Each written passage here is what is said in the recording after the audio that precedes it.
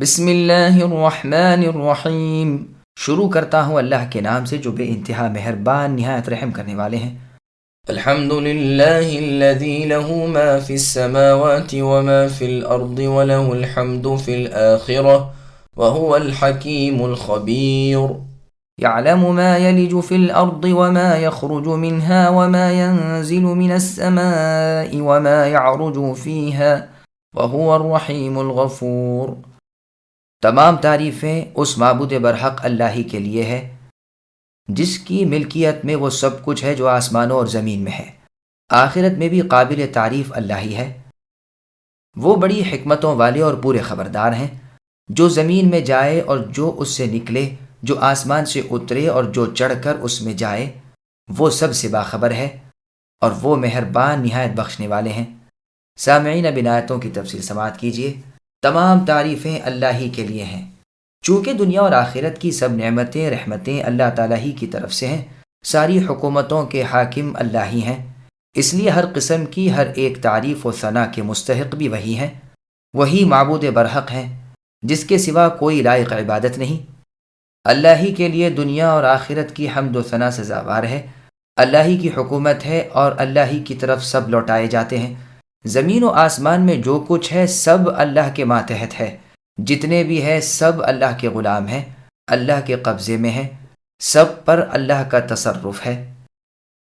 جیسے اللہ تعالیٰ نے سورہ لیل کی آیت نمبر 13 میں فرمایا وَإِنَّ لَنَا لَلْآخِرَةَ وَالْأُولَى، یعنی آخرت میں اللہ ہی کی تعریفیں ہوں گی اور دنیا میں بھی اللہ ہی قابل تعریف ہے۔ وہ اپنے اقوال و افعال اور تقدیر سب میں حکومتوں والے ہیں اور ایسے خبردار ہیں جس پر کوئی چیز مخفی نہیں، جس سے کوئی ذرہ پوشیدہ نہیں، جو اپنے احکام میں حکیم، جو اپنی مخلوق سے باخبر۔ جتنے قطرے بارش کے زمین میں جاتے ہیں، جتنے دانے اس میں بوئے جاتے ہیں، اللہ کے علم سے باہر نہیں۔ جو زمین سے نکلتا ہے اگتا ہے، اللہ کو وہ بھی معلوم ہے۔ اللہ کے محیط اور وسیع اور بے پایہ علم سے کوئی چیز دور نہیں۔ ہر چیز کی گنتی، کیفیت اور صفت اللہ کو بخوبی معلوم ہے۔ آسمان سے جو بارش برستی ہے اس کے قطروں کی گنتی بھی اللہ کے علم میں محفوظ ہے۔ جو رزق وہاں سے اترتا ہے، اللہ کے علم سے نیک اعمال وغیرہ جو آسمان پر چڑھتے ہیں وہ بھی اللہ کے علم میں ہے۔ وہ اپنے بندوں پر خود اس سے بھی زیادہ مہربان ہے، اسی وجہ سے ان کے گناہوں پر اطلاع رکھتے ہوئے انہیں جلدی سے سزا نہیں دیتے، بلکہ مہلت دیتے ہیں کہ وہ توبہ کر لیں اور برائیاں چھوڑ دیں، رب کی طرف رجوع کر لیں، پھر غفور ہے۔ ادھر بندہ جھکا، رویا پیٹا، ادھر اللہ نے اسے بخش دیا، معاف فرما دیا، درگزر کر لیا۔ توبہ کرنے والا دھتکارا نہیں جاتا، توکل کرنے والا نقصان نہیں اٹھاتا۔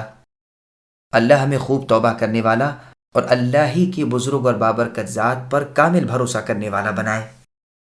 وقال الذين كفروا لا تأتينا الساعة قل بلى وربي لتأتينكم عالم الغيب لا يعزب عنه مثقال ذرة في السماوات ولا في الأرض ولا أصغر من ذلك ولا أكبر إلا في كتاب مبين ليجزي الذين آمنوا وعملوا الصالحات أولئك لهم مغفرة ورزق كريم والذين سعوا في آياتنا معاجزين أولئك لهم عذاب من رجز أليم ويرى الذين أوتوا العلم الذي أنزل إليك من ربك هو الحق ويهدي إلى صراط العزيز الحميد۔ اور کفار کہتے ہیں کہ ہم پر قیامت قائم ہونے ہی کی نہیں۔ آپ اے نبی کہہ دیجئے کہ مجھے میرے رب کی قسم جو عالم الغیب ہے کہ وہ یقیناً تم پر آئے گی۔ اللہ تعالیٰ سے ایک ذرے کے برابر کی چیز بھی پوشیدہ نہیں، نہ آسمانوں میں اور نہ زمین میں، بلکہ اس سے بھی چھوٹی اور بڑی ہر چیز کھلی کتاب میں موجود ہے، تاکہ وہ ایمان والوں اور نیک کاروں کو بھلا بدلہ عطا فرمائے۔ یہی لوگ ہیں جن کے لیے مغفرت اور با کرامت روزی ہے۔ ہماری آیت جنہیں علم ہے کہ وہ دیکھ لیں گے کہ جو کچھ آپ کی جانب اے نبی آپ کے رب کی طرف سے نازل ہوا ہے وہ سراسر حق ہے، اور اللہ تعالیٰ غالب خوبیوں والے کی راہ کی رہبری کرتے ہیں۔ سامعین، اب ان آیتوں کی تفسیر سماعت کیجیے۔ قیامت برحق ہے۔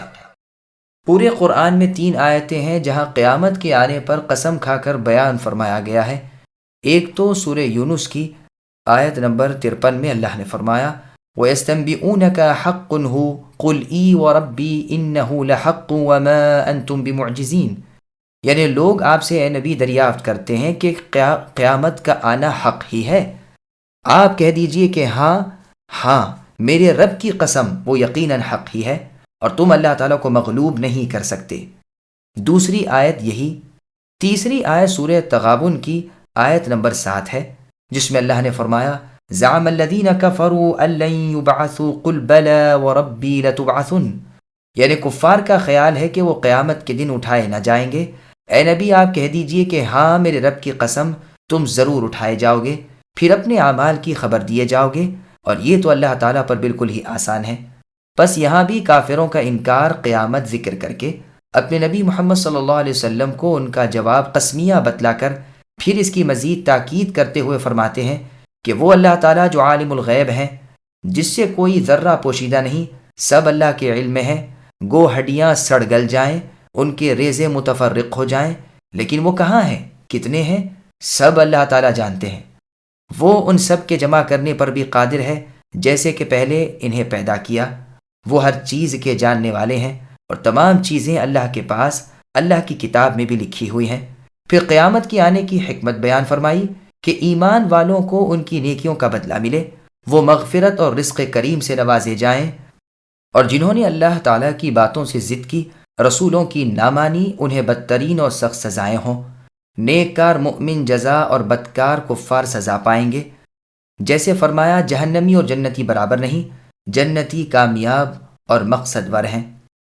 مرنے کے بعد دوبارہ زندہ ہونا حق ہے۔ سورہ صاد کی آیت نمبر 28 میں ہے اب نجعل الذین آمنوا الآیہ، یعنی مؤمن اور مفسد، متقی اور فاجر برابر نہیں۔ پھر قیامت کی ایک اور حکمت بیان فرمائی کہ ایماندار بھی قیامت کے دن نیکوں کو جزا اور بدوں کو سزا ہوتے ہوئے دیکھیں گے تو وہ علم الیقین سے عین الیقین حاصل کر لیں گے، اور اس وقت کہہ اٹھیں گے کہ ہمارے رب کے رسول ہمارے پاس حق لائے تھے، اور اس وقت کہا جائے گا کہ یہ ہے جس کا وعدہ رحمان نے دیا تھا اور رسولوں نے سچ سچ کہہ دیا تھا۔ اللہ تعالیٰ نے تو لکھ دیا تھا کہ تم قیامت تک رہو گے، تو اب قیامت کا دن آ چکا۔ وہ اللہ تعالیٰ عزیز ہے، یعنی بلند جناب والے، بڑی سرکار والے ہیں، بہت عزت والے ہیں، پورے غلبے والے ہیں، نہ اللہ پر کسی کا بس نہ کسی کا زور، ہر چیز اللہ کے سامنے پست اور عاجز ہے۔ اللہ تعالیٰ قابل تعریف ہے، اور اپنی باتوں میں اور اپنے کاموں میں اور شریعت کو نافذ کرنے میں اور اپنے ہر بات میں، ان تمام میں اللہ کی ساری مخلوق اللہ کی ثنا خواں ہیں جل وعلا۔ وقال الذين كفروا هل ندلكم على رجل ينبئكم إذا مزقتم كل ممزق إنكم لفي خلق جديد أفترى على الله كذبا أم به جنة بل الذين لا يؤمنون بالآخرة في العذاب والضلال البعيد أفلم يروا إلى ما بين أيديهم وما خلفهم من السماء والأرض إن في ذلك لآية لكل عبد منيب۔ کافروں نے کہا آؤ ہم تمہیں ایک ایسا شخص بتلائیں جو تمہیں یہ خبر پہنچا رہا ہے کہ جب تم بالکل ہی ریزہ ریزہ ہو جاؤ گے تو تم پھر سے ایک نئی پیدائش میں آؤ گے۔ ہم نہیں کہہ سکتے کہ خود اس نے ہی اللہ تعالیٰ پر جھوٹ باندھ لیا ہے یا اسے دیوانگی ہے۔ حقیقت یہ ہے کہ آخرت پر یقین نہ رکھنے والے ہی عذاب میں اور دور کی گمراہی میں ہیں۔ کیا وہ اپنے آگے پیچھے آسمان و زمین دیکھ نہیں رہے؟ اگر ہم چاہیں تو انہیں زمین میں دھسا دیں یا ان پر آسمان کے ٹکڑے گرا دیں۔ یقیناً اس میں پوری دلیل ہے ہر اس بندے کے لیے جو دل سے متوجہ ہو۔ سامعین اب ان آیتوں کی تفسیر سماعت کیجیے۔ دوبارہ جی اٹھنے پر کفار کا استہزاء اور ٹھٹا۔ کافر اور ملحد جو قیامت کے آنے کو محال جانتے ہیں اور اس پر اللہ تعالیٰ کے نبی کا مذاق اڑاتے تھے، ان کے کفریہ کلمات کا ذکر ہو رہا ہے کہ وہ آپس میں کہتے تھے لو اور سنو، ہم میں ایک صاحب ہیں جو فرماتے ہیں کہ جب مر کر مٹی میں مل جائیں گے اور چورا چورا اور ریزہ ریزہ ہو جائیں گے، اس کے بعد بھی ہم زندہ کیے جائیں گے۔ اس شخص کی نسبت دو ہی خیال ہو سکتے ہیں، یا تو یہ کہ ہوش و حواس کی درستی میں وہ عمدن اللہ تعالیٰ کے ذمے ایک جھوٹ بول رہا ہے، اور جو اس نے نہیں فرمایا وہ اس کی طرف نسبت کر کے یہ کہہ رہا ہے، اور اگر یہ نہیں تو اس کا دماغ خراب ہے، مجنون ہے، بے سوچے سمجھے جو جی میں آیا زبان پر چڑھا کہہ دیتا ہے۔ اللہ تعالیٰ انہیں جواب دیتے ہیں کہ یہ دونوں باتیں نہیں۔ رسول اللہ صلی اللہ علیہ وسلم سچے ہیں، نیک ہیں، راہ یافتہ ہیں، دانا ہیں، باطنی اور ظاہری بصیرت والے ہیں، لیکن اسے کیا کیا جائے کہ منکر لوگ جہالت اور بے سمجھی سے کام لے رہے ہیں اور غور و فکر سے بات کی تہ تک پہنچنے کی کوشش ہی نہیں کرتے۔ ایک ان کا سیکھ لیا ہے جسے جا بجا اور بے جا استعمال کرتے رہتے ہیں، جس کی وجہ سے حق بات اور سیدھی راہ ان سے چھوٹ جاتی ہے اور بہت دور نکل کر کھڑے ہو جاتے ہیں۔ کیا اللہ کی قدرت میں تم کوئی کمی دیکھ رہے ہو، جس نے محیط آسمان اور بسیط زمین پیدا کر دی، جہاں جاؤ نہ آسمان کا سایہ چھوٹے نہ زمین کا فرش؟ جیسے اللہ تعالیٰ نے سورہ ذاریات کی آیت نمبر 47 اور 48 میں فرمایا، وَالسَّمَاءَ بَنَيْنَاهَا بِأَيْدٍ وَإِنَّا لَمُوسِعُونَ وَالْأَرْضَ فَرَشْنَاهَا فَنِعْمَ الْمَاهِدُونَ، اور ہم نے آسمان کو اپنے ہاتھوں سے بنایا اور ہم کشادگی والے ہیں، اور زمین کو ہم نے ہی بچھایا اور ہم بہت اچھے بچھانے والے ہیں۔ یہاں بھی فرمایا کہ آگے دیکھو تو اور پیچھے دیکھو تو اسی طرح دائیں نظر ڈالو تو اور بائیں طرف التفات کرو تو وسیع آسمان اور بسیط زمین نظر آئے گی۔ اتنی بڑی مخلوق کے خالق اتنی زبردست قدرتوں پر قادر، کیا تم جیسی چھوٹی سی مخلوق کو اے انسانوں فنا کر کے پیدا کرنے پر قدرت کھو بیٹھے ہیں؟ وہ تو قادر ہیں کہ اگر چاہیں تمہیں زمین میں دھسا دیں یا آسمان تم پر توڑ دے۔ یقیناً تمہارے ظلم اور گناہ اسی قابل ہیں، لیکن اللہ تعالیٰ کا حکم اور عفو ہے کہ وہ تمہیں مہلت دیے ہوئے ہے۔ جس میں عقل ہو، جس میں دور بینی کا مادہ ہو، جس میں غور و فکر کی عادت ہو، جس میں اللہ تعالیٰ کی طرف جھکنے والی طبیعت ہو، جس کے سینے میں دل میں حکمت اور حکمت میں نور ہو، وہ تو ان زبردست نشانات کو دیکھنے کے بعد اس قادر و خالق اللہ تعالیٰ کی اس قدرت میں شک کر ہی نہیں سکتا کہ مرنے کے بعد پھر جینا ہے۔ آسمانوں جیسے شامیانے اور زمینوں جیسے فرش جس نے پیدا کر دیے، اس اللہ پر انسان کی پیدائش کیا مشکل ہے؟ جس اللہ نے ہڈیوں، گوشت اور کھال کو ابتداً پیدا کیا، انہیں ان ہڈیوں کے سڑ گل جانے اور ریزہ ریزہ ہو کر جھڑ جانے کے بعد اکٹھا کر کے اٹھا بیٹھنا کیا بھاری ہے؟ اسی کو اللہ تعالیٰ نے سورہ یاسین کی آیت نمبر 81 اولیس الذی میں بیان فرمایا، جس کا ترجمہ ہے یعنی جس نے آسمانوں اور زمینوں کو پیدا کر دیا، وہ ان جیسوں کے پیدا کرنے پر قادر نہیں، بے شک قادر ہے۔ اور سورہ مؤمن کی آیت نمبر 57 میں اللہ نے فرمایا، لَخَلْقُ السَّمَاوَاتِ وَالْأَرْضِ أَكْبَرُ مِنْ خَلْقِ النَّاسِ وَلَكِنْ أَكْثَرَ النَّاسِ لَا يَعْلَمُونَ، یعنی انسانوں کی پیدائش سے بہت زیادہ مشکل تو آسمان و زمین کی پیدائش ہے، لیکن اکثر لوگ بے علمی برتتے ہیں۔ وَلَقَدْ آتَيْنَا دَاوُودَ مِنَّا فَضْلًا يَا جِبَالُ أَوِّبِي مَعَهُ وَالطَّيْرَ وَأَلَنَّا لَهُ الْحَدِيدَ أَنِ اعْمَلْ سَابِغَاتٍ وَقَدِّرْ فِي السَّرْدِ وَاعْمَلُوا صَالِحًا إِنِّي بِمَا تَعْمَلُونَ بَصِيرٌ، اور ہم نے داؤد علیہ السلام پر اپنا فضل کیا کہ اے پہاڑوں ان کے ساتھ رغبت سے تسبیح پڑھا کرو، اور پرندوں کو بھی، اور ہم نے ان کے لیے لوہا نرم کر دیا کہ آپ اے داؤد پورے زرہیں بنائیے اور جوڑوں میں اندازہ رکھیے، تم سب نے کام کیا کرو، یقین مانو کہ میں تمہارے اعمال کو دیکھ رہا ہوں۔ سامعین اب آیتوں کی تفسیر سماعت کیجیے۔ داؤد علیہ السلام کی فضیلت۔ اللہ تعالیٰ بیان فرماتے ہیں کہ اللہ نے اپنے بندے اور رسول داؤد علیہ السلام پر دنیاوی اور اخروی رحمت نازل فرمائی، نبوت بھی دی، بادشاہت بھی، لاؤ لشکر بھی دیے، طاقت و قوت بھی دی۔ پھر ایک باقیزہ معجزہ یہ عطا فرمایا کہ ادھر فضا میں داؤد علیہ السلام کے زبور پڑھنے کی سریلی آواز گونجی، ادھر پہاڑوں کو اور پرندوں کو بھی وجد آ گیا۔ پہاڑوں نے آواز میں آواز ملا کر اللہ تعالیٰ کی حمد و ثنا شروع کی، پرندوں نے پر ہلانے چھوڑ دیے اور اپنی قسم قسم کی پیاری پیاری بولیوں میں رب کی وحدانیت کے بول بولنے لگے۔ چنانچہ صحیح مسلم نیز مسند احمد وغیرہ میں ہے، رسول اللہ فرماتے ہیں کہ ایک رات کو ابو موسیٰ الاشعری رضی اللہ عنہ قرآن پاک کی تلاوت کر رہے تھے، جسے سن کر اللہ کے رسول صلی اللہ علیہ وسلم ٹھہر گئے، دیر تک سنتے رہے، پھر فرمانے لگے انہیں نغمہ داؤدی کا کچھ حصہ مل گیا۔ ابو عثمان نہدی رحمہ اللہ کا بیان ہے کہ اللہ کی قسم ہم نے ابو موسیٰ رضی اللہ عنہ سے زیادہ پیاری آواز کسی باجے کی بھی نہیں سنی۔ اویبی کے معنی حبشی زبان میں یہ ہیں کہ تسبیح بیان کرو، لیکن ہمارے نزدیک اس میں مزید غور کی ضرورت ہے۔ لغت عرب میں یہ لفظ ترجیح کے معنی میں موجود ہے، پس پہاڑوں کو اور پرندوں کو حکم ہو رہا ہے کہ وہ داؤد علیہ السلام کی آواز کے ساتھ اپنی آواز بھی ملایا کریں۔ تعویب کے ایک معنی دن کو چلنے کے بھی آتے ہیں، جیسے سریہ کے معنی رات کو چلنے کے ہیں، لیکن یہ معنی بھی یہاں کچھ زیادہ مناسبت نہیں رکھتے۔ یہاں تو یہی مطلب ہے کہ داؤد علیہ السلام کی تسبیح کی آواز میں تم بھی آواز ملا کر خوش آوازی سے رب کی حمد بیان کرو۔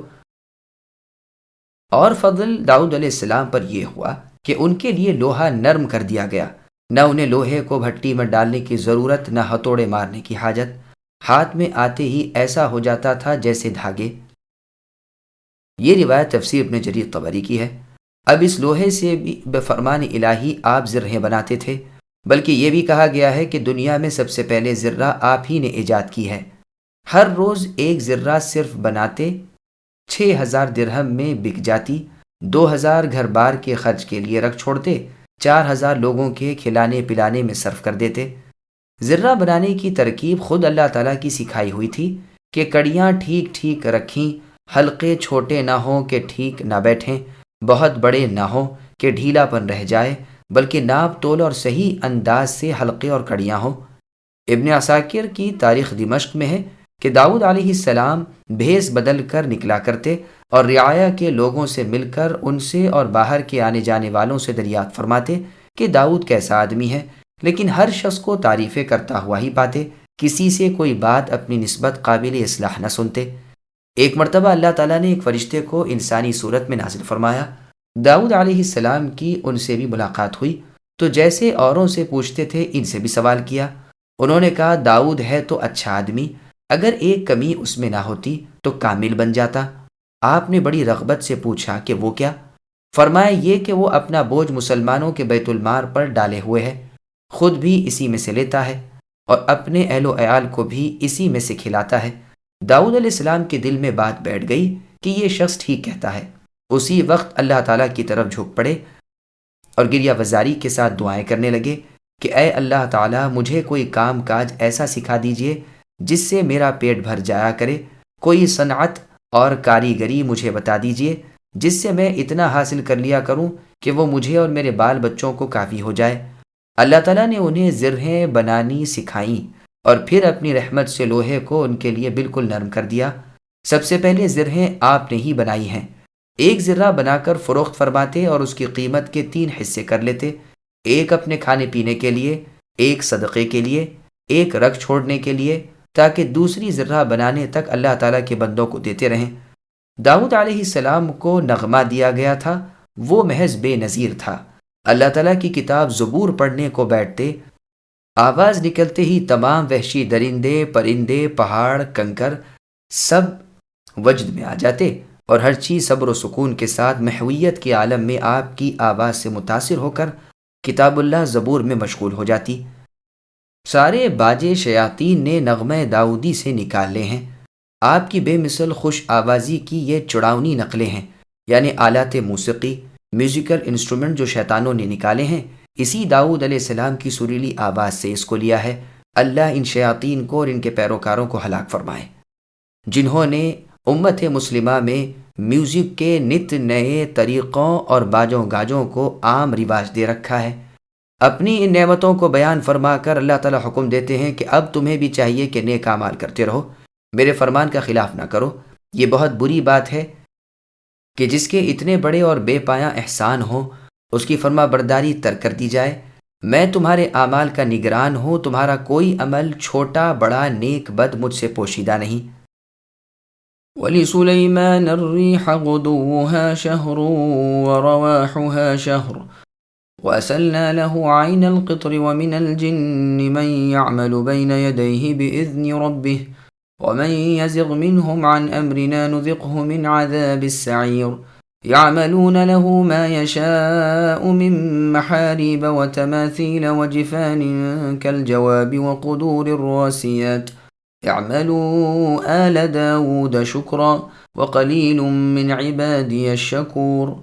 اور ہم نے سلیمان علیہ السلام کے لیے ہوا کو مسخر کر دیا کہ صبح کی منزل اس کی مہینے بھر کی ہوتی تھی اور شام کی منزل بھی، اور ہم نے ان کے لیے تانبے دیا، اور ان کے رب کے حکم سے بعض جنات ان کی ماتحتی میں ان کے سامنے کام کرتے تھے، اور ان میں سے جو کبھی ہمارے حکم سے سرتابی کرے ہم اسے بھڑکتی ہوئی آگ کے عذاب کا مزہ چکھائیں گے۔ جو کچھ سلیمان علیہ السلام چاہتے وہ جنات تیار کر دیتے، مثلا قلعے اور مجسمے اور حوضوں کے برابر لگن اور چولہوں پر جمی ہوئی مضبوط دیگیں۔ اے آل داؤد، اللہ کے شکریہ میں نیک عمل کرو، میرے بندوں میں سے شکر گزار بندے کم ہی ہوتے ہیں۔ سامعین، اب آیتوں کی تفصیل سماعت کیجیے۔ سلیمان علیہ السلام پر اللہ تعالیٰ کے انعامات۔ داؤد علیہ السلام پر جو نعمتیں نازل فرمائی تھیں ان کا بیان کر کے پھر آپ کے فرزند سلیمان علیہ السلام پر جو نعمتیں نازل فرمائی تھیں ان کا بیان ہو رہا ہے کہ ان کے لیے ہوا کو تابع فرمان بنا دیا، مہینے بھر کی راہ صبح ہی صبح طے ہو جاتی اور اتنی ہی مسافت کا سفر شام کو ہو جاتا، آیا اور تھوڑی دیر میں استخر پہنچا دیا جو تیز سوار کے لیے بھی مہینے بھر کا سفر تھا۔ اسی طرح شام کو وہاں سے تخت اڑا، شام ہی کو کابل پہنچ گیا۔ تانبے کو بطور پانی کر کے اللہ تعالیٰ نے اس کے چشمے بہا دیے تھے کہ جس کام میں جس طرح جس وقت لانا چاہیں بلا وقت لے لیا کریں۔ یہ تانبا انہی کے وقت سے کام میں آ رہا ہے۔ سدی رحمہ اللہ کا قول ہے کہ 3 دن تک یہ بہتا رہا، جنات کو ان کی ماتحتی میں کر دیا، جو وہ چاہتے اپنے سامنے ان سے کام لیتے۔ ان میں سے جو جن احکام سلیمانی کی تعمیل سے جی چراتا فوراً آگ سے جلا دیا جاتا۔ ابن ابی حاتم میں ہے، رسول اللہ صلی اللہ علیہ وسلم فرماتے ہیں جنات کی 3 قسمیں ہیں، ایک تو پردار ہیں، دوسری قسم سانپ، اور کہتے ہیں تیسری قسم وہ ہے جو سواریوں پر سوار ہوتے ہیں، اترتے ہیں وغیرہ۔ یہ حدیث بہت غریب و عجیب ہے۔ ابن انعم سے روایت ہے کہ جنات کی 3 قسمیں ہیں، ایک کے لیے تو عذاب ثواب ہے، ایک آسمان و زمین میں اڑتے رہتے ہیں، ایک سانپ کتے ہیں۔ انسانوں کی بھی 3 قسمیں ہیں، ایک وہ جنہیں اللہ تعالیٰ اپنے عرش تلے سایہ دیں گے جس دن بجز اللہ کے سائے کے اور کوئی سایہ نہ ہوگا، اور ایک قسم مثل چوپایوں کے ہے بلکہ ان سے بھی بدتر، اور تیسری قسم انسانی صورتوں میں شیطانی دل رکھنے والے۔ حسن رحمہ اللہ فرماتے ہیں کہ جن ابلیس کی اولاد میں سے ہیں اور انسان آدم علیہ السلام کی اولاد میں سے ہیں، دونوں میں مؤمن بھی ہیں اور کافر بھی، عذاب ثواب میں دونوں شریک ہیں، دونوں کے ایماندار ولی اللہ ہیں اور دونوں کے بے ایمان شیطان ہیں۔ محاریب کہتے ہیں بہترین عمارتوں کو، گھر کے بہترین حصے کو، مجلس کی صدارت کی جگہ کو۔ بقول مجاہد رحمہ اللہ ان عمارتوں کو جو محلات سے کم درجے کی ہوں۔ ضحاک رحمہ اللہ فرماتے ہیں مسجدوں کو محاریب کہتے ہیں۔ قتادہ رحمہ اللہ کہتے ہیں بڑے بڑے محل اور مسجدوں کو۔ ابن زید کہتے ہیں گھروں کو۔ تماثیل کہتے ہیں تصویروں کو، یہ تانبے کی تھیں۔ بقول قتادہ رحمہ اللہ وہ مٹی اور شیشے کی تھیں۔ جواب جمع ہے جابیتن کی۔ جابیہ اس حوض کو کہتے ہیں جس میں پانی آتا رہتا ہے، یہ مثل تالاب کے تھیں، بہت بڑے بڑے لگن تھے تاکہ سلیمان علیہ السلام کی بہت بڑی فوج کے لیے کھانا بیک وقت بہت سا تیار ہو سکے اور ان کے سامنے لایا جا سکے، اور جمی ہوئی دیگیں جو بوجہ اپنی بڑائی کے اور بھاری پن کے ادھر ادھر نہیں کی جا سکتی تھیں۔ ان سے اللہ تعالیٰ نے فرما دیا تھا کہ دین و دنیا کی جو نعمتیں میں نے تمہیں دے رکھی ہیں ان پر میرا شکر کرو۔ شکر مصدر ہے بغیر فعل کے یا مفعول لہو ہے، اور دونوں تقدیروں پر اس میں دلالت ہے کہ شکر جس طرح قول اور ارادے سے ہوتا ہے فعل سے بھی ہوتا ہے، جیسے شاعر کا قول ہے افادتکم النعماء منی ثلاثۃ یدی ولسانی والضمیر المحجبہ۔ اس میں بھی شاعر نعمتوں کا شکر تینوں طرح مانتا ہے، فعل سے، زبان سے اور دل سے۔ ابو عبد الرحمن السلمی رحمہ اللہ سے مروی ہے کہ نماز بھی شکر ہے اور روزہ بھی شکر ہے، اور بھلا عمل جسے تو اللہ تعالیٰ کے لیے کرے شکر ہے، اور سب سے افضل شکر حمد ہے۔ محمد ابن کعب القرظی رحمہ اللہ فرماتے ہیں شکر اللہ تعالیٰ کا تقوی اور نیک عمل ہے۔ آل داؤد دونوں طرح کا شکر ادا کرتے تھے، قولاً بھی اور فعلاً بھی، یعنی اپنی زبان کے ذریعے الفاظ میں اور اپنے کاموں کے ذریعے بھی۔ ثابت بنانی رحمہ اللہ فرماتے ہیں داؤد علیہ السلام نے اپنی اہل و عیال، اولاد اور عورتوں پر اس طرح اوقات کی پابندی کے ساتھ نفل نماز تقسیم کی تھی کہ ہر وقت کوئی نہ کوئی نماز میں مشغول نظر آتا۔ بخاری اور مسلم میں ہے رسول اللہ صلی اللہ علیہ وسلم فرماتے اللہ تعالیٰ کو سب سے زیادہ پسند داؤد علیہ السلام کی نماز تھی۔ آپ آدھی رات سوتے، تہائی رات قیام کرتے اور چھٹا حصہ سو رہتے۔ اسی طرح سب روزوں سے زیادہ محبوب روزے بھی اللہ تعالیٰ کو داؤد علیہ السلام ہی کے تھے۔ آپ ایک دن روزے سے رہتے اور ایک دن بے روزہ۔ ایک خوبی آپ میں یہ تھی کہ دشمن سے جہاد کے وقت منہ نہ پھیرتے۔ یہ روایت صحیح بخاری نے صحیح مسلم، سنن نبی داؤد اور سنن ابن ماجہ وغیرہ میں ہے۔ ابن ابی حاتم میں اس موقع پر داؤد علیہ السلام کی ایک مطول حدیث مروی ہے۔ اسی کتاب میں یہ بھی مروی ہے کہ داؤد علیہ السلام نے اللہ تعالیٰ کے حضور عرض کیا کہ الہ العالمین، آپ کا شکر کیسے ادا ہوگا؟ شکر گزاری خود آپ ہی کی ایک نعمت ہے۔ جواب ملا، داؤد، اب تم نے میری شکر گزاری ادا کر لی، جبکہ تم نے اسے جان لیا کہ کل نعمتیں میری ہی طرف سے ہیں۔ پھر ایک واقعے کی خبر دی جاتی ہے کہ بندوں میں سے شکر گزار بندے بہت ہی کم ہیں۔ اے اللہ، ہمیں آپ اپنے ان تھوڑے شکر گزار بندوں میں شامل کر لیجئے۔ فلما قضينا عليه الموت ما دلهم على موته إلا دابة الأرض تأكل من سأته فلما خر تبينت الجن أن لو كانوا يعلمون الغيب ما لبثوا في العذاب المهين۔ پھر جب ہم نے ان پر یعنی سلیمان علیہ السلام پر موت کا حکم بھیج دیا تو ان کی موت کی خبر جنات کو کسی نے نہ دی بجز گھن کے کیڑے کے جو ان کی لکڑی کو کھا رہا تھا۔ پس جب سلیمان علیہ السلام گر پڑے، اس وقت جنہوں نے جان لیا کہ اگر وہ غیب داں ہوتے تو اس ذلت کی مصیبت میں مبتلا نہ رہتے۔ سامعین، اب اس آیت کی تفسیر سماعت کیجیے۔ سلیمان علیہ السلام کی موت کا ذکر۔ سلیمان علیہ السلام کی موت کی کیفیت بیان ہو رہی ہے، اور یہ بھی کہ جو جنات ان کے فرمان کے ماتحت کام کاج میں مصروف تھے، ان پر ان کی موت کیسے نہ معلوم رہی۔ وہ انتقال کے بعد بھی لکڑی کو ٹیکے کھڑے ہی رہے، اور یہ انہیں زندہ سمجھتے ہوئے سر جھکائے اپنے سخت سخت کاموں میں مشغول رہے۔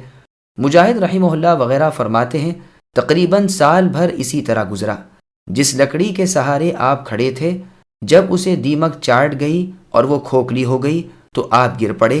اب جنات اور انسانوں کو آپ کی موت کا پتہ چلا، تب تو نہ صرف انسانوں کو بلکہ خود جنات کو بھی یقین ہو گیا کہ ان میں سے کوئی بھی غیب دان نہیں۔ بعض صحابہ رضی اللہ عنہم سے مروی ہے کہ سلیمان علیہ السلام کی عادت تھی آپ سال سال 2 سال یا کم و بیش مدت کے لیے مسجد قدس یعنی مسجد الاقصیٰ میں اعتکاف میں بیٹھ جاتے۔ آخری مرتبہ انتقال کے وقت بھی آپ مسجد بیت المقدس میں تھے۔ ہر صبح ایک درخت آپ کے سامنے نمودار ہوتا، آپ اس سے نام پوچھتے، فائدہ پوچھتے، وہ بتاتا، آپ اسی کام میں لیتے۔ بالآخر ایک درخت ظاہر ہوا جس نے اپنا نام خروبہ بتایا۔ کہا، تو کس مطلب کا ہے؟ کہا، اس مسجد کے اجاڑنے کے لیے۔ سلیمان علیہ السلام سمجھ گئے، فرمانے لگے، میری زندگی میں تو یہ مسجد ویران ہوگی نہیں، البتہ تو میری موت اور ویرانی کے لیے ہے۔ چنانچہ آپ نے اسے اپنے باغ میں لگا دیا۔ مسجد کی بیچ کی جگہ میں کھڑے ہو کر ایک لکڑی کے سہارے نماز شروع کر دی۔ وہیں انتقال ہو گیا، لیکن کسی کو اس کا علم نہ ہوا۔ شیاطین سب کے سب اپنی نوکری بجا لاتے رہے کہ ایسا نہ ہو ہم سستی کریں اور اللہ تعالیٰ کے رسول سلیمان علیہ السلام آ جائیں تو ہمیں سزا دیں۔ یہ محراب کے آگے پیچھے آئے۔ ان میں جو ایک بہت بڑا پاجی شیطان تھا، اس نے کہا، دیکھو، اس میں آگے اور پیچھے سوراخ ہیں، اگر میں یہاں سے جا کر وہاں سے نکل آؤں تو میری طاقت مانو گے یا نہیں؟ چنانچہ وہ گیا اور نکل آیا، لیکن اسے سلیمان علیہ السلام کی آواز نہ آئی۔ دیکھ تو سکتے نہ تھے، کیونکہ سلیمان علیہ السلام کی طرف نگاہ بھر کے دیکھتے ہی وہ مر جاتے تھے، یعنی شیاطین۔ لیکن اس کے دل میں کچھ خیال سا گزرا۔ اس نے پھر اور جرأت کی اور مسجد میں چلا گیا۔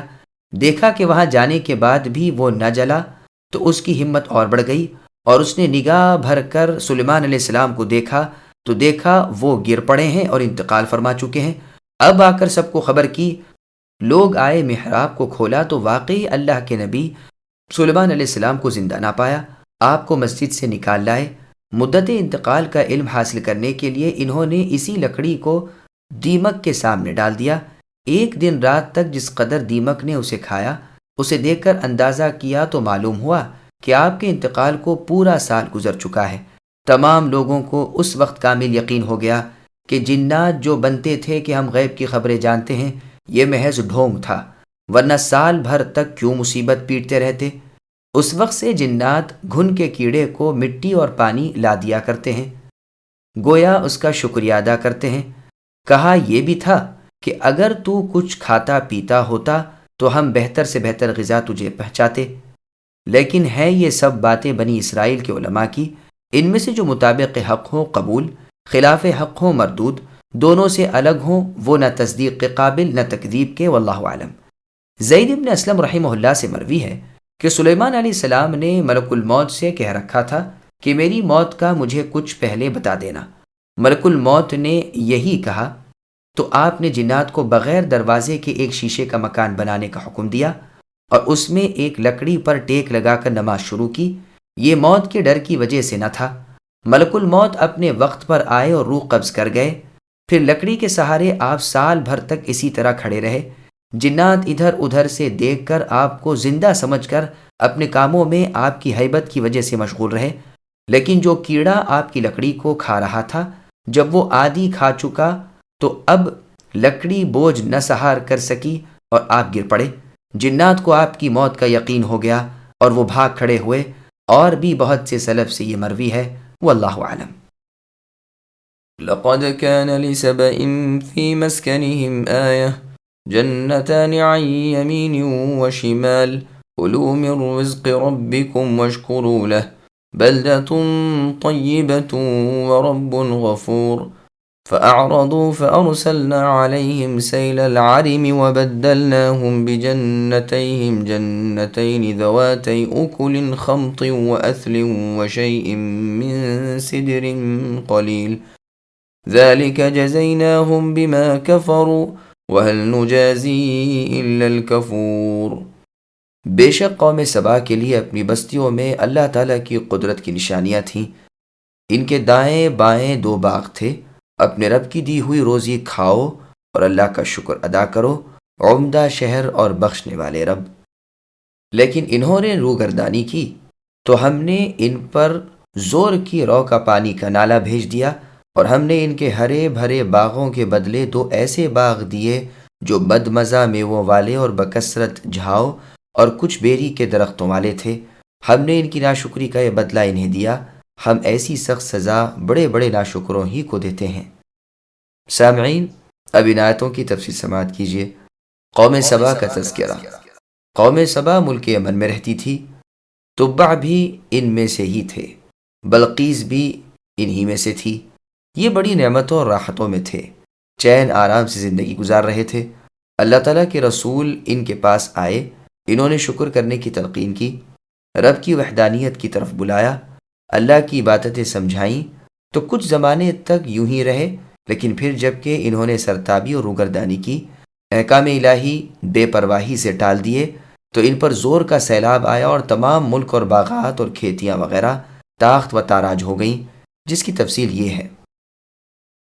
سنن نبی داؤد میں ہے کہ فروہ ابن مسیک الغطیفی رضی اللہ عنہ سے روایت ہے، فرماتے ہیں کہ میں نبی صلی اللہ علیہ وسلم کی خدمت میں حاضر ہوا اور حدیث بیان کی۔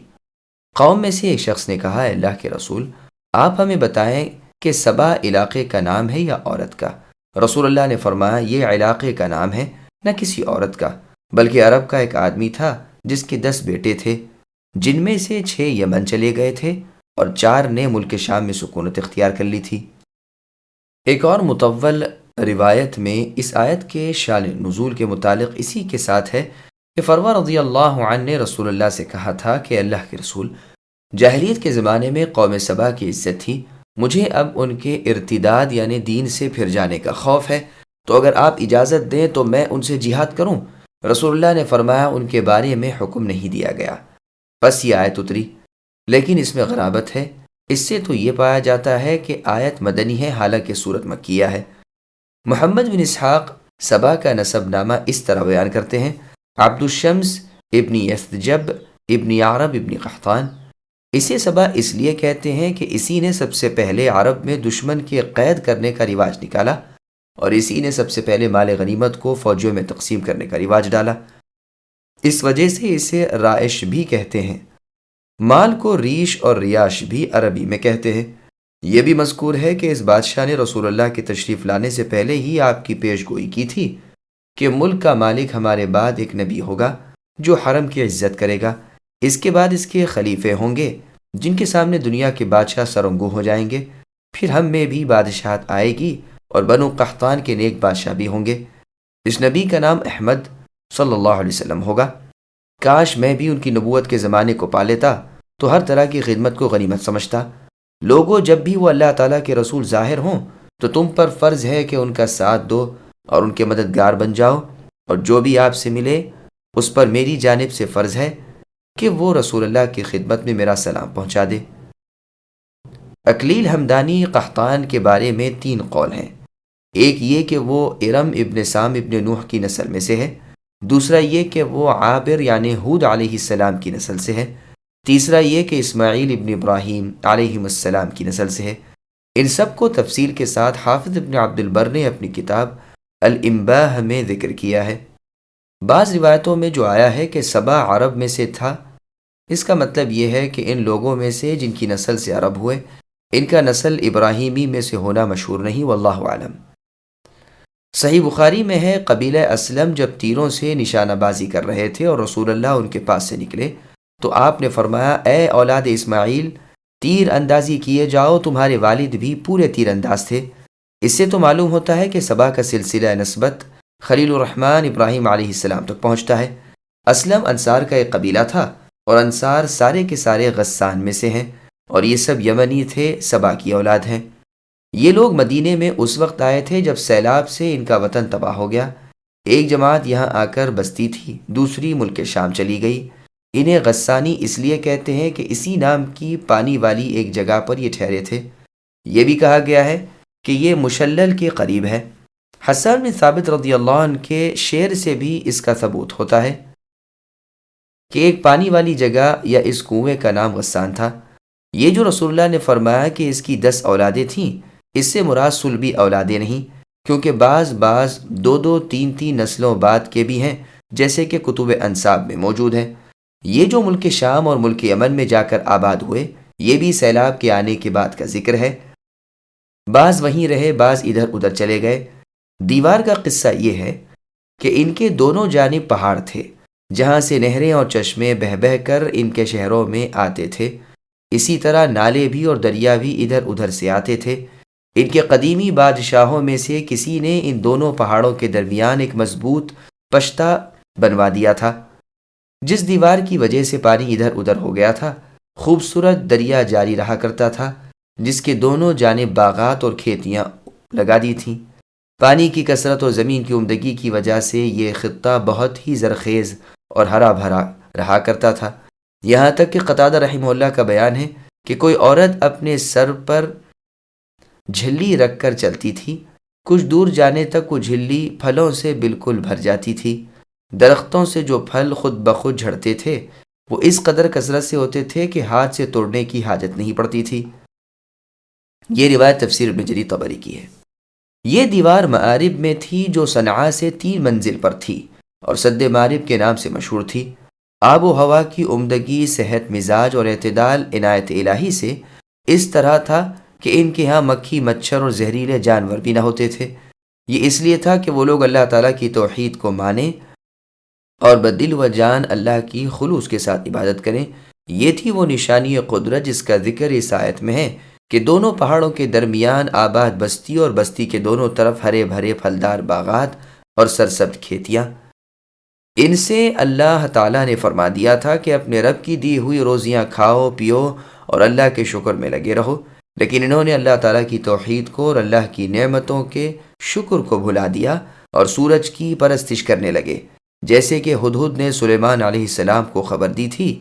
سورہ نمل کی آیت نمبر 22 میں ہے، جئتک من سبأ بنبأ یقین الآیہ، یعنی اے اللہ کے نبی سلیمان، میں آپ کے پاس ملک سبا کی ایک پختہ خبر لایا ہوں۔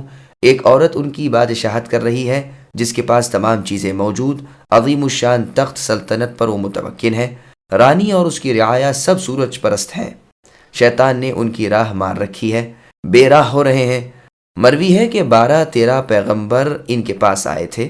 بالآخر شامت اعمال رنگ لائی۔ جو دیوار انہوں نے بنا رکھی تھی اسے چوہوں نے اندر سے کھوکھلی کر دی، اور بارش کے زمانے میں وہ ٹوٹ گئی، پانی کی ریل پیل ہو گئی۔ ان دریاؤں کے، چشموں کے، بارش کے نالوں کے سب پانی آ گئے۔ ان کی بستیاں، ان کے محلات ان کے باغات اور ان کی کھیتیاں سب تباہ و برباد ہو گئیں، ہاتھ ملتے رہ گئے، کوئی تدبیر کارگر نہ ہوئی۔ پھر تو وہ تباہی آئی کہ اس زمین پر کوئی پھلدار درخت جمتا ہی نہ تھا۔ پیلو کے، جھاؤ کے، کیکر کے، ببول کے اور ایسے ہی بے میوہ بد مزہ بیکار درخت اگتے تھے۔ ہاں البتہ کچھ بیریوں کے درخت اگ آئے تھے جو نسبتاً اور درختوں سے کارآمد تھے، لیکن وہ بھی بہت زیادہ خاردار اور بہت کم پھلدار تھے۔ یہ تھا ان کے کفر و شرک، سرکشی اور تکبر کا بدلہ کہ نعمتیں کھو بیٹھے اور زحمتوں میں مبتلا ہو گئے۔ کافروں کو یہی اور اس جیسی ہی سخت سزائیں دی جاتی ہیں۔ ابن خیرہ رحمہ اللہ فرماتے ہیں، گناہوں کا بدلہ یہی ہوتا ہے کہ عبادتوں میں سستی آ جائے، روزگار میں تنگی واقع ہو، لذتوں میں سختی آ جائے، یعنی جہاں کسی راحت کا منہ دیکھا کہ کوئی زحمت آ پڑی، مزہ مٹی ہو گیا۔ وجعلنا بينهم وبين القرى التي باركنا فيها قرى ظاهرة وقدرنا فيها السير سيروا فيها ليالي وأياما آمنين فقالوا ربنا باعد بين أسفارنا وظلموا أنفسهم فجعلناهم أحاديث ومزقناهم كل ممزق إن في ذلك لآيات لكل صبار شكور۔ اور ہم نے ان کے اور ان بستیوں کے درمیان جن میں ہم نے برکت دے رکھی تھی چند بستیاں اور رکھی تھیں جو برسر راہ ظاہر تھیں، اور ان میں چلنے کی منزلیں ہم نے مقرر کر دی تھیں۔ ان میں راتوں اور دنوں کو بامن و امان چلتے پھرتے رہو۔ لیکن انہوں نے پھر درخواست کی کہ اے ہمارے پروردگار، ہمارے سفر دور دراز کے کر دیجئے، چونکہ خود انہوں نے اپنے ہاتھوں اپنا برا کیا، اس لیے ہم نے انہیں گزشتہ فسانوں کی صورت میں کر دیا اور ان کے ٹکڑے ٹکڑے اڑا دیے۔ ہر ایک صبر و شکر کرنے والے کے لیے اس ماجرے میں بہت سی عبرتیں ہیں۔ سامعین، اب ان آیتوں کی تفسیر سماعت کیجیے۔ قوم سبا پر انعامات الہی، ان پر جو اور نعمتیں تھیں ان کا ذکر ہو رہا ہے کہ قریب قریب آبادیاں تھیں، کسی مسافر کو اپنے سفر میں توشہ یا پانی ساتھ لے جانے کی ضرورت نہ تھی۔ ہر منزل پر پختہ مزید اور تازے میوے، خوشگوار میٹھا پانی موجود۔ ہر رات کو کسی بستی میں گزار لیں اور راحت و آرام، امن و امان سے جائیں آئیں۔ کہتے ہیں کہ بستیاں صنعاء کے قرب و جوار میں تھیں۔ باعد کی دوسری قراءت باعد ہے۔ اس راحت و آرام سے پھول گئے، اور جس طرح بنو اسرائیل نے منہ و سلوہ کے بدلے لہسن پیاز وغیرہ طلب کیا تھا، انہوں نے بھی دور دراز کے سفر طے کرنے کی چاہت کی تاکہ درمیان میں جنگل بھی آئیں، غیر آباد جگہیں بھی آئیں تو کھانے پینے کا لطف بھی آئے۔ قوم موسیٰ کی اس طلب نے بنی اسرائیل پر تو ذلت و مسکنت ڈالی، اسی طرح انہیں بھی فراخی روزی کے بعد ہلاکت ملی، بھوک اور خوف میں پڑے، اطمینان اور امن غارت ہوا۔ انہوں نے کفر کر کے خود اپنا ہی بگاڑا۔ اب ان کی کہانیاں رہ گئیں، لوگوں میں ان کے افسانے رہ گئے، تتر بتر ہو گئے، یہاں تک کہ جو قوم 3-13 ہو جائے تو عرب میں انہیں سبائیوں کی مثل سناتے ہیں۔ اکرمہ رحمہ اللہ ان کا قصہ بیان فرماتے ہوئے کہتے ہیں کہ ان میں ایک کاہنہ اور ایک کاہن تھا جن کے پاس جنات ادھر ادھر کی خبریں لایا کرتے تھے۔ اس کاہن کو کہیں پتہ چل گیا کہ اس بستی کی ویرانی کا زمانہ قریب آ گیا ہے اور یہاں کے لوگ ہلاک ہونے والے ہیں۔ تھا یہ بڑا مالدار، خصوصاً جائیداد بہت ساری تھی۔ اس نے سوچا کہ مجھے کیا کرنا چاہیے اور ان حویلیوں، مکانات اور باغات کی نسبت کیا انتظام کرنا چاہیے۔ آخر ایک بات اس کی سمجھ میں آ گئی، اس کے سسرال کے لوگ بہت سارے تھے اور وہ قبیلہ بھی علاوہ جری ہونے کے مالدار تھا۔ اس نے اپنے لڑکے کو بلایا اور اس سے کہا، سنو، کل لوگ میرے پاس جمع ہو جائیں گے، میں تجھے کسی کام کو کہوں گا تو انکار کر دینا، میں تجھے برا بھلا کہوں گا تو مجھے بھی میری گالیوں کا جواب دینا، میں اٹھ کر تجھے تھپڑ ماروں گا تو بھی اس کے جواب میں مجھے تھپڑ مارنا۔ اس نے کہا، ابا مجھ سے یہ کیسے ہو سکے گا؟ کاہن نے کہا، تم نہیں سمجھتے، ایک ایسا ہی اہم معاملہ درپیش ہے اور تمہیں میرا حکم مان لینا چاہیے۔ اس نے اقرار کیا۔ دوسرے دن جب کہ اس کے پاس اس کے ملنے جلنے والے سب جمع ہو گئے، اس نے اپنے اس لڑکے سے کسی کام کو کہا، اس نے صاف انکار کر دیا۔ اس نے اسے گالیاں دی تو اس نے بھی سامنے گالیاں دیں۔ یہ غصے میں اٹھا اور اسے مارا۔ لڑکے نے بھی پلٹ کر اسے پیٹا اور یہ غضبناک ہوا اور کہنے لگا، چھری لاؤ، میں تو اسے ذبح کروں گا۔ تمام لوگ گھبرا گئے، ہر چند سمجھایا لیکن یہ یہی کہتا رہا کہ میں تو اسے ذبح کروں گا۔ لوگ دوڑے بھاگے گئے اور لڑکے کے ننیال والوں کو خبر کی کہ سب آ گئے۔ اول تو منت سماجت کی منوانا چاہا، لیکن یہ کب مانتا تھا؟ انہوں نے کہا آپ اسے کوئی اور سزا دیجئے، اس کے بدلے ہمیں جو جی چاہے سزا دیجئے۔ اس نے کہا میں تو اسے لٹا کر باقاعدہ ذبح کروں گا۔ انہوں نے کہا آپ ایسا نہیں کر سکتے، اس سے پہلے ہم آپ کو مار ڈالیں گے۔ اس نے کہا اچھا جب یہاں تک بات پہنچ گئی ہے تو میں ایک ایسے شہر میں نہیں رہنا چاہتا جہاں میرے اور میری اولاد کے درمیان اور لوگ پڑے۔ مجھ سے میرے مکانات، جائیداد اور زمینیں خرید لو، میں یہاں سے کہیں اور چلا جاتا ہوں۔ چنانچہ اس نے سب کچھ بیچ ڈالا اور قیمت نقد وصول کر لی۔ جب اس طرف سے اطمینان ہو گیا تو اس نے اپنی قوم کو خبر دی کہ سنو، عذاب الہی آ رہا ہے، زوال کا وقت قریب پہنچ چکا ہے۔ اب تم میں سے جو محنت کر کے لمبا سفر کر کے نئے گھروں کا آرزومند ہو تو وہ عمان چلا جائے، اور جو کھانے پینے کا شوقین ہو وہ بصرے چلا جائے، اور جو مزیدار کھجوریں باغات میں بیٹھ کر آزادی سے کھانا چاہتا ہو وہ مدینے چلا جائے۔ قوم کو اس کی باتوں کا یقین تھا، جسے جو جگہ اور جو چیز پسند آئی اور اسی طرف منہ اٹھائے بھاگا، بعض عمان کی طرف، بعض بصرے کی طرف، بعض مدینے کی طرف۔ اس طرف 3 قبیلے چلے تھے، اوس، خزرج اور بنو عثمان۔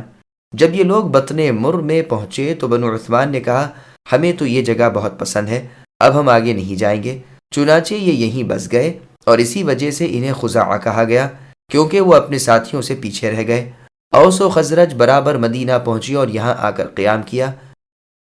جس کاہن کا اس میں ذکر ہے اس کا نام عمرو بن عامر ہے، کہ یمن کا سردار تھا اور سبا کے بڑے لوگوں میں سے تھا اور ان کا کاہن تھا۔ سیرت ابن اسحاق میں ہے کہ سب سے پہلے یہی یمن سے نکلا تھا، اس لیے کہ سد معرب کو کھوکھلا کرتے ہوئے اس نے چوہوں کو دیکھ لیا تھا اور سمجھ گیا تھا کہ اب یمن کی خیر نہیں، یہ دیوار گری اور سیلاب سب تہ و بالا کر دے گا۔ تو اس نے اپنے سب سے چھوٹے لڑکے کو وہ مکر سکھایا جس کا ذکر ابھی عکرمہ رحمہ اللہ کی روایت میں گزرا۔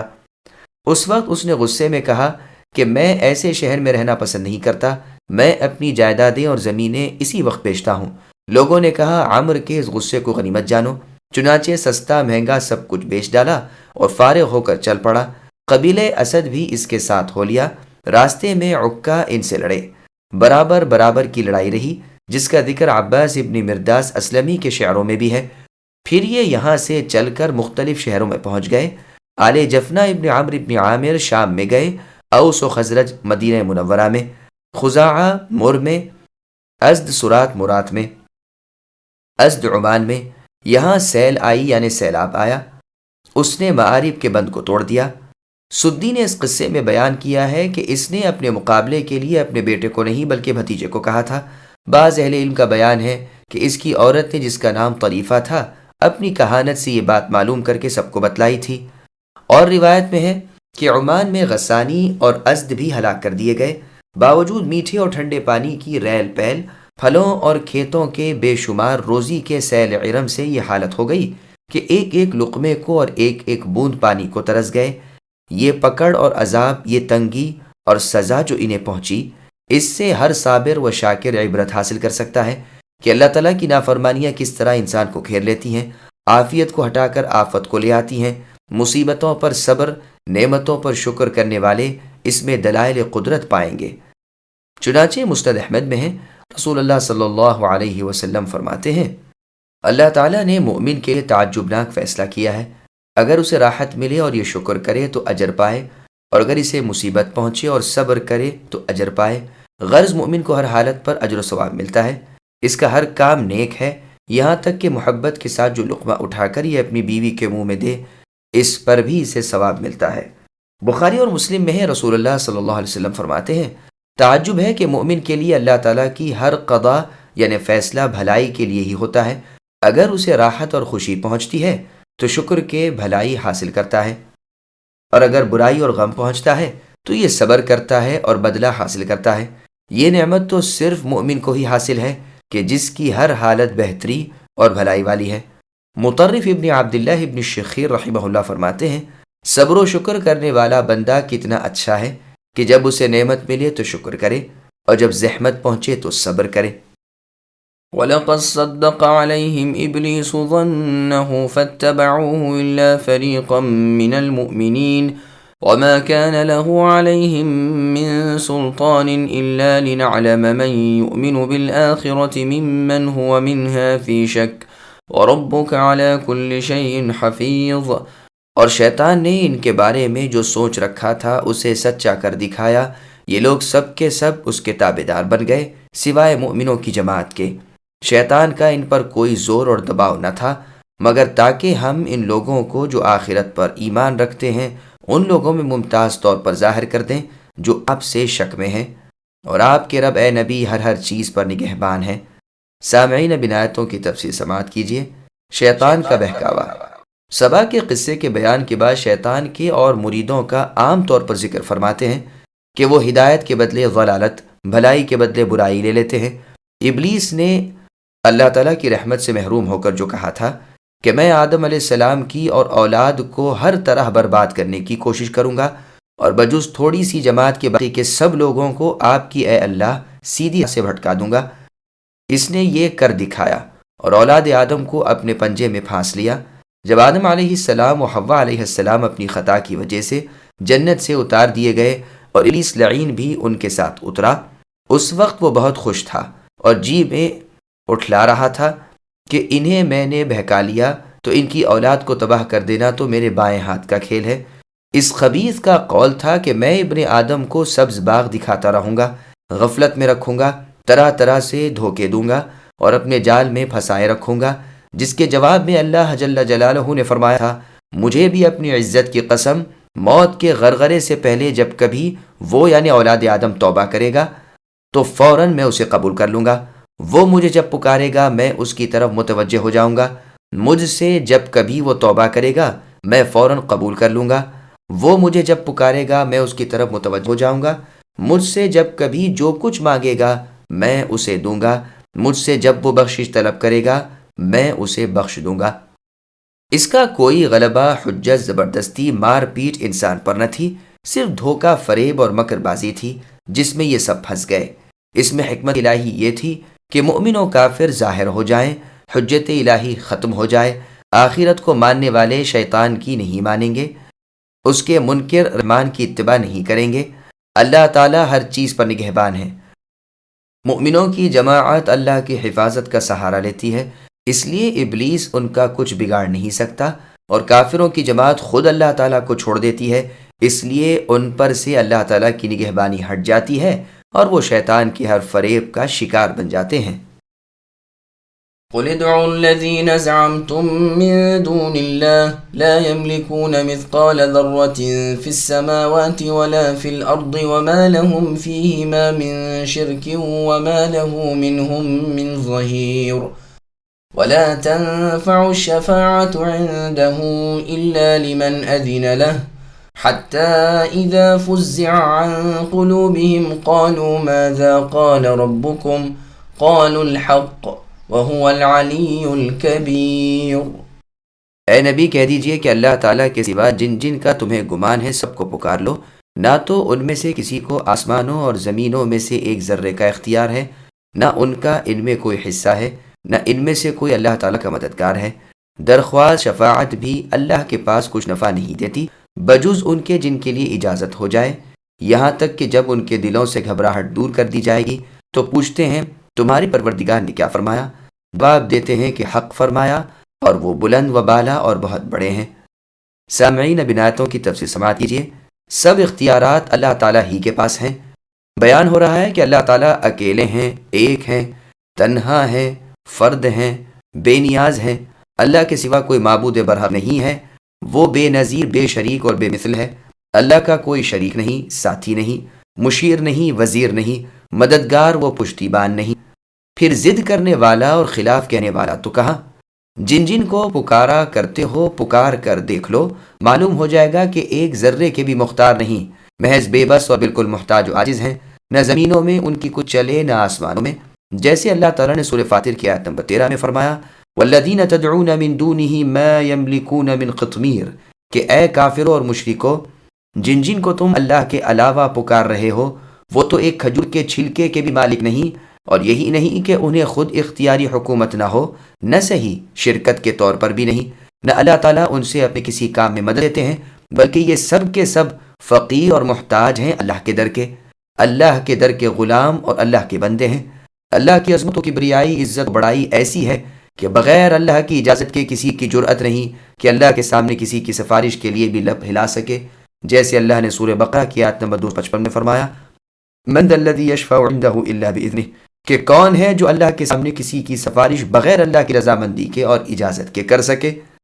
اور سورہ نجم کی آیت نمبر 26 میں ہے، وَكَم مِّن مَلَكٍ فِي السَّمَاوَاتِ الْآیَةِ، یعنی آسمانوں کے کل فرشتے بھی اللہ کے سامنے کسی کی سفارش کے لیے لب ہلا نہیں سکتے مگر جس کے لیے اللہ تعالیٰ اپنی رضامندی سے اجازت دے دیں۔ اور سورہ انبیاء کی آیت نمبر 28 میں اللہ نے فرمایا، وَلَا يَشْفَعُونَ إِلَّا لِمَنِ ارْتَضَىٰ الْآیَةِ، وہ لوگ صرف ان کی شفاعت کر سکتے ہیں جن کے لیے اللہ تعالیٰ کی رضامندی ہو، وہ تو خود ہی اللہ کے خوف سے تھرا رہے ہیں۔ تمام اولاد آدم کے سردار، سب سے بڑے شفیع اور سفارشی محمد رسول صلی اللہ علیہ وسلم بھی جب قیامت کے دن مقام محمود میں شفاعت کے لیے تشریف لے جائیں گے کہ اللہ تعالیٰ آئے اور مخلوق کے فیصلے کرے، اس وقت کی نسبت رسول اللہ صلی اللہ علیہ وسلم فرماتے ہیں، میں اللہ تعالیٰ کے سامنے سجدے میں گر پڑوں گا، اللہ تعالیٰ ہی جانتے ہیں کہ کب تک سجدے میں پڑا رہوں گا، اس سجدے میں اس قدر اپنے رب کی تعریفیں بیان کروں گا کہ اس وقت تو وہ الفاظ بھی مجھے معلوم نہیں۔ پھر مجھ سے کہا جائے گا، اے محمد صلی اللہ علیہ وسلم، اپنا سر اٹھائیے، آپ بات کیجیے، آپ کی بات سنی جائے گی، آپ مانگیے، آپ کو دیا جائے گا، آپ شفاعت کیجیے، قبول کی جائے گی۔ یہ روایت صحیح بخاری نیز صحیح مسلم کی ہے۔ رب کی عظمت کا ایک اور مقام بیان ہو رہا ہے کہ جب وہ اپنی وحی میں کلام کرتے ہیں اور آسمانوں کے مقرب فرشتے اللہ تعالیٰ کے کلام کی آواز کو سنتے ہیں تو ہیبت سے کانپ اٹھتے ہیں اور غشی والے کی طرح ہو جاتے ہیں۔ جب ان کے دلوں سے گھبراہٹ ہٹ جاتی ہے، فزع کی دوسری قراءت فزغا بھی آئی ہے، مطلب دونوں کا ایک ہے، تو اب آپس میں ایک دوسرے سے فرشتے دریافت کرتے ہیں کہ اس وقت رب کا کیا حکم نازل ہوا، پس اہل عرش اپنے پاس والوں کو، وہ اپنے پاس والوں کو یوں ہی درجہ بدرجہ حکم الہی پہنچا دیتے ہیں، بلا کم و کاس ٹھیک ٹھیک اسی طرح پہنچا دیتے ہیں۔ ایک مطلب اس آیت کا یہ بھی بیان کیا گیا ہے کہ جب سکرات کا وقت آتا ہے اس وقت مشرک یہ کہتے ہیں، اور اسی طرح قیامت کے دن بھی جب اپنی غفلت سے چونکیں گے اور ہوش و حواس قائم ہو جائیں گے اس وقت یہ کہیں گے کہ تمہارے رب نے کیا فرمایا، جواب ملے گا حق فرمایا، حق فرمایا۔ اور جس چیز سے دنیا میں بے فکر تھے آج ان کے سامنے پیش کر دی جائے گی، تو دلوں سے گھبراہٹ دور کیے جانے کے یہ معنی ہوئے کہ جب آنکھوں پر سے پردہ اٹھا دیا جائے گا اس وقت سب شک و تکذیب الگ ہو جائیں گے، شیطانی وساوس دور ہو جائیں گے، اس وقت رب کی مدتوں کی حقانیت تسلیم کریں گے اور اللہ کی بلندی اور بڑائی کے قائل ہوں گے۔ پس نہ تو موت کے وقت کا اقرار نفع دے، نہ قیامت کے دن میدان کا اقرار فائدہ پہنچائے۔ لیکن امام ابن جریر رحمہ اللہ کے نزدیک پہلی تفسیر ہی راجح ہے، یعنی مراد اس سے فرشتے ہیں، اور یہی ٹھیک بھی ہے، اور اسی کی تائید احادیث اور آثار سے بھی ہوتی ہے۔ چنانچہ صحیح بخاری شریف میں اس آیت کی تفسیر کے موقع پر ہے کہ جب اللہ تعالیٰ کسی امر کا فیصلہ آسمان میں کرتے ہیں تو عاجزی کے ساتھ اپنے پر جھکا لیتے ہیں یہ فرشتے، اور رب کا کلام یعنی بات ایسا واقع ہوتا ہے جیسے اس زنجیر کی آواز جو پتھر پر بجائی جاتی ہو۔ جب ہیبت کم ہو جاتی ہے تو پوچھتے ہیں کہ تمہارے رب نے اس وقت کیا فرمایا، جواب ملتا ہے کہ جو فرمایا حق ہے اور وہ بلندی والے ہیں اور بڑے ہیں۔ بعض مرتبہ ایسا ہوتا ہے کہ جو جنات فرشتوں کی باتیں سننے کی غرض سے آسمان کی طرف گئے ہوئے ہیں اور جو تہ بتہ ایک دوسرے کے اوپر ہیں، وہ کوئی کلمہ سن لیتے ہیں، اوپر والا نیچے والے کو، وہ اپنے سے نیچے والے کو سنا دیتا ہے، اور وہ بالآخر کاہنوں کے کانوں میں پہنچا دیتے ہیں۔ ان جنات و شیاطین کے پیچھے فوراً ان کے جلانے کو آگ کا شعلہ لپکتا ہے، لیکن کبھی کبھی وہ آئے اس سے پہلے ہی ایک دوسرے کو پہنچا دیتے ہیں، اور کبھی پہنچانے سے پہلے ہی جلا دیا جاتا ہے۔ کاہن اس ایک کلمے کے ساتھ 100 جھوٹ ملا کر لوگوں میں پھیلاتا ہے، وہ ایک بات سچی نکلتی ہے، لوگ اس کے مرید بن جاتے ہیں کہ دیکھو یہ بات اس کے کہنے کے مطابق ہی ہوئی۔ یہ روایت بھی صحیح بخاری، سنن ابی داؤد نیز، سنن ترمذی، سنن ابن ماجہ اور صحیح ابن حبان کی ہے۔ مسند احمد صحیح ابن حبان، سنن ترمذی اور صحیح مسلم میں ہے۔ صحیح مسلم نیز مسند احمد وغیرہ میں ہے کہ رسول اللہ صلی اللہ علیہ وسلم ایک مرتبہ صحابہ رضی اللہ عنہم کے پاس بیٹھے ہوئے تھے، جو ایک ستارہ جھڑا اور زبردست روشنی ہو گئی۔ رسول اللہ نے دریافت فرمایا کہ جاہلیت میں تمہارا خیال ان ستاروں کے جھڑنے کی نسبت کیا تھا؟ صحابہ نے کہا ہم اس موقع پر سمجھتے تھے کہ یا تو کوئی بہت بڑا آدمی پیدا ہوا یا مرا۔ زہری رحمہ اللہ سے سوال ہوا کہ کیا جاہلیت کے زمانے میں بھی ستارے جھڑتے تھے؟ کہا ہاں، لیکن کم۔ رسول اللہ کی بعثت کے زمانے سے ان میں بہت زیادتی ہو گئی۔ رسول اللہ نے فرمایا سنو، انہیں کسی کی موت و حیات سے کوئی واسطہ نہیں، بات یہ ہے کہ جب ہمارے رب تبارک و تعالی کسی امر کا آسمانوں میں فیصلہ کرتے ہیں تو حاملان عرش یعنی عرش کو اٹھانے والے فرشتے اللہ کی تسبیح بیان کرتے ہیں، پھر ساتویں آسمان والے، پھر چھٹے آسمان والے، یہاں تک کہ یہ تسبیح آسمان دنیا تک پہنچتی ہے۔ پھر عرش کے آس پاس کے فرشتے عرش کے اٹھانے والے فرشتوں سے پوچھتے ہیں کہ اللہ تعالیٰ نے کیا فرمایا، وہ انہیں بتلاتے ہیں۔ پھر ہر نیچے والا اوپر والے سے دریافت کرتا ہے اور وہ اسے بتلاتا ہے، یہاں تک کہ آسمان اول والوں کو خبر پہنچتی ہے۔ کبھی اچک لے جانے والے جنات اسے سن لیتے ہیں تو ان پر یہ ستارے جھڑتے ہیں، تاہم جو بات اللہ تعالیٰ کو پہنچانی منظور ہوتی ہے اسے وہ لے اڑتے ہیں، اور اس کے ساتھ بہت کچھ باطل اور جھوٹ ملا کر یہ جنات اور شیاطین لوگوں میں شہرت دیتے ہیں۔ ابن ابی حاتم میں ہے اللہ تعالیٰ جب اپنے امر کی وحی کرتے ہیں تو آسمان مارے خوف کے کپ کپا اٹھتے ہیں اور فرشتے ہیبت زدہ ہو کر سجدے میں گر پڑتے ہیں۔ سب سے پہلے جبرائیل علیہ السلام سر اٹھاتے ہیں اور اللہ تعالیٰ کا فرمان سنتے ہیں، پھر ان کی زبانی اور فرشتے سنتے ہیں اور وہ کہہ جاتے ہیں کہ اللہ تعالیٰ نے حق فرمایا، وہ بلندی اور بڑائی والے ہیں، یہاں تک کہ وہ اللہ تعالیٰ کا امین فرشتہ جبرائیل علیہ السلام جس کی طرف ہو اسے پہنچا دیتے ہیں۔ ابن عباس رضی اللہ عنہما اور قتادہ رحمہ اللہ سے مروی ہے کہ یہ اللہ کی وحی کا ذکر ہے جو عیسیٰ علیہ السلام کے بعد نبیوں کے نہ ہونے کے زمانے میں بند رہ کر پھر ابتداءً ختم المرسلین محمد صلی اللہ علیہ وسلم پر نازل ہوئی۔ حقیقت یہ ہے کہ اس کی ابتدائی وحی کے بھی اس آیت کے تحت میں داخل ہونے میں کوئی شک نہیں، لیکن آیت شامل ہے اسے اور اس کو سب کو۔